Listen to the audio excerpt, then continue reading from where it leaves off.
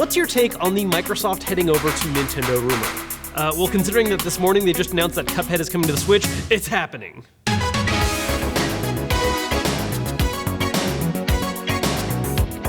In all seriousness though, it's really cool that Cuphead is coming to the Switch, and that confirms at least some degree of Nintendo and Microsoft handshaking. Whether or not this means that we're going to get the full rumor that was talked about before is true. For those of you that don't know, the rumor going around is that Microsoft is going to bring a lot of their stuff to the Switch, not just games, but also services like Game Pass. And that's a really interesting concept that I'm personally excited for. I hope that happens. I think Microsoft is slowly moving away from focusing on their hardware, instead being like, yeah, we make an Xbox, but we also just make all this other cool stuff too, and we make it available wherever people want to play it. So hopefully this is the first step and evidence that it's actually going to happen. Personally, Cuphead is my favorite Microsoft exclusive right now they've released in the past few years. There's other great games, don't get me wrong, but just Cuphead is such a relatively unique idea, especially with the art style, and I love the challenge it presents that I am so excited to have it available on the go and not just on a console. And I really hope that it's also going to see just a little extra new content come in as well. I don't think they've confirmed anything for the Switch version specifically, but I do know we have an expansion on the way that'll hopefully be soon because I need more of it.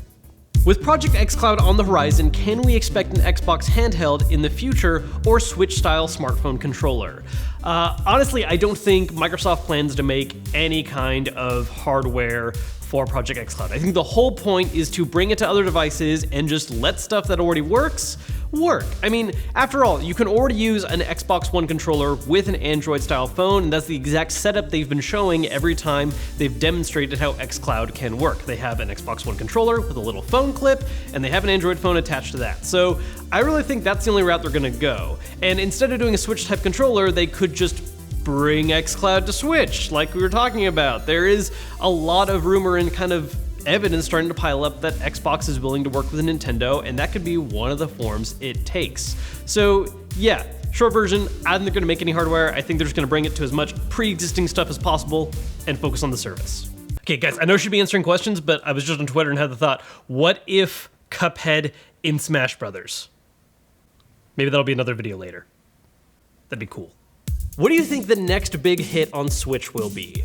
Okay, so if I'm just being straight objective honest here, probably Pokemon. I mean, it just makes sense. Pokemon Let's Go already did pretty well, and that was kind of a remake, reboot, reimagining, whatever, of the original games. So having an actual new mainline Pokemon entry come and be the actual first, like, main series one to be on a bigger, high-quality console than just the little handhelds, yeah, that's probably gonna be it. I also think Fire Emblem has a decent chance, because Fire Emblem Awakening is really what kind of jump-started the 3DS and saved it from its initial lackluster launch, but I don't know if necessarily the next one's gonna be big enough to follow that same momentum.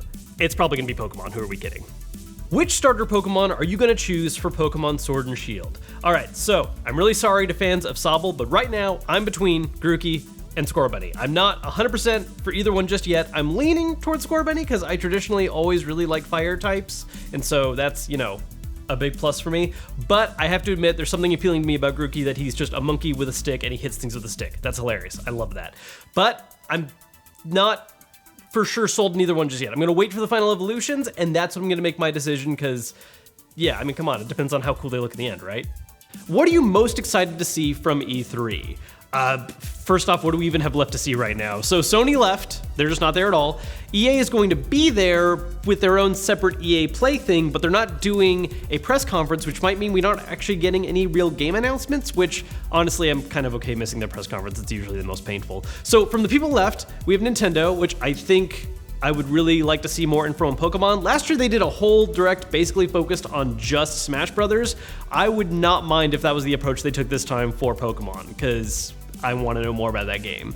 From other companies, I'm really curious to see, out of anyone, they're not gonna have their own press conference, but Capcom. I wanna see what else Capcom's working on, because they've had an amazing start of this year. Resident Evil 2 Remake was amazing, Devil May Cry 5 is amazing, they brought back Onimusha. I wanna see what else they have to work, because if they're maintaining this same kind of momentum of just bringing old stuff back, I'm super excited. I would love to see a Mega Man X announcement.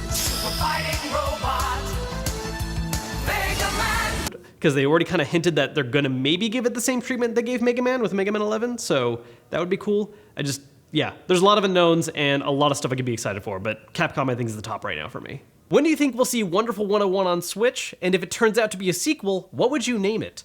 Honestly, I want both those to be true. Wonderful 101 is one of the few games from the Wii U that hasn't been ported yet that I would love to just have available on the Switch, especially handheld on the go. As for what I would call it, I mean, they'd have to call it Wonderful 102, right? Like, there's no other way to name that. It's got, Wonderful 102. That's what it is. That's what it's gonna be, if it happens.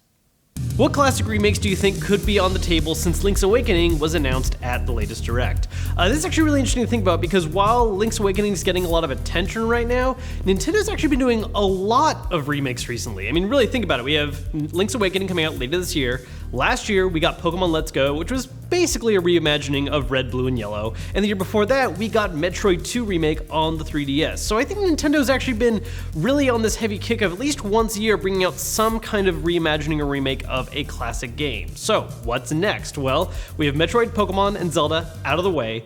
Something from Mario is possible, but I feel like Nintendo has done so much Mario stuff all the time every year that I'm not really thinking that's super likely. If they did, maybe something for Mario Brothers 3 or Super Mario World, or they could even do something with the Mario Land games on Game Boy. That would certainly be an outside choice.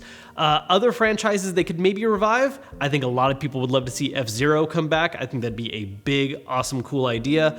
But honestly, they have such a huge library to choose from, I can't pick just one specific game. Do you think FromSoft's Sekiro Shadows Die Twice will be as successful as Dark Souls or Bloodborne?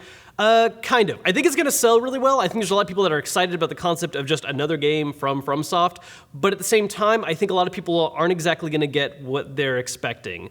There's no early reviews of Sekiro yet, but there are hands-on impressions and more gameplay that's been shown, and while there is some of that DNA clearly from Dark Souls and Bloodborne that's in there, it looks to be a pretty different style kind of game. It's really more focused on kind of being like an old school Tenchu where it's a more stealth action hybrid kind of deal. So I think it's gonna do well. I think it's probably gonna get some good critical praise, I hope, but I think everyone who buys it isn't necessarily gonna get the kind of game they were expecting.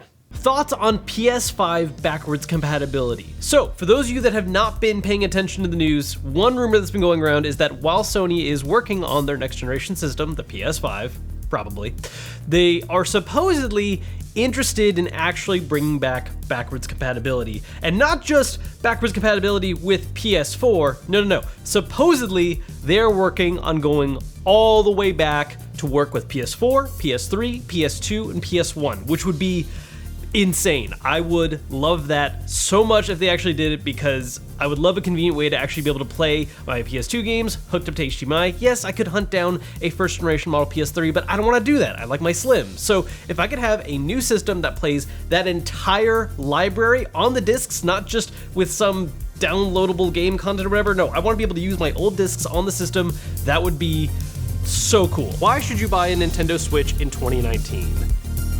Why not? It's fun. It's got some good games. Play them.